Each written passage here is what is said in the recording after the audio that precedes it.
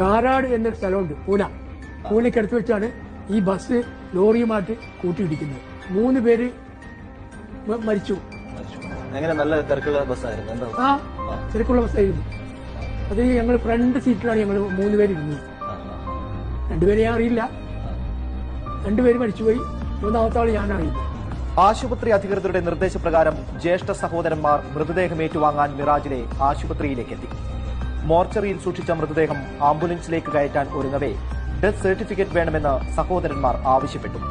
Certificate വേണമെങ്കിൽ postmortem ചെയ്യണമെന്നായി ഡോക്ടർമാർ. സഹോദരങ്ങൾ സമ്മതം മൂളി. അങ്ങനെ ജബ്ബാറിന്റെ ബോഡി പോസ്റ്റ്മോർട്ടം ടേബിളിലേക്ക് മാറ്റി. തലയോട്ടി പിളർക്കാനായി ഡോക്ടർ ചുറ്റുകയെടുത്ത് ആഞ്ഞടിച്ചു. അടിച്ച പാടാണ്, പോസ്റ്റ്മോർട്ടത്തിന് വേണ്ടി അടിച്ച പാടാണ്. അതിലാണ് എന്റെ കണ്ണ് പോയത്. കണ്ണടഞ്ഞു പോയില്ലേ, നെർവ് നമ്പർ 3. ഈ പോസ്റ്റ്മോർട്ടം ചെയ്യാൻ വേണ്ടിയിട്ടുള്ള ഈ അടിയിലാണോ എഴുന്നേക്കുന്നത്?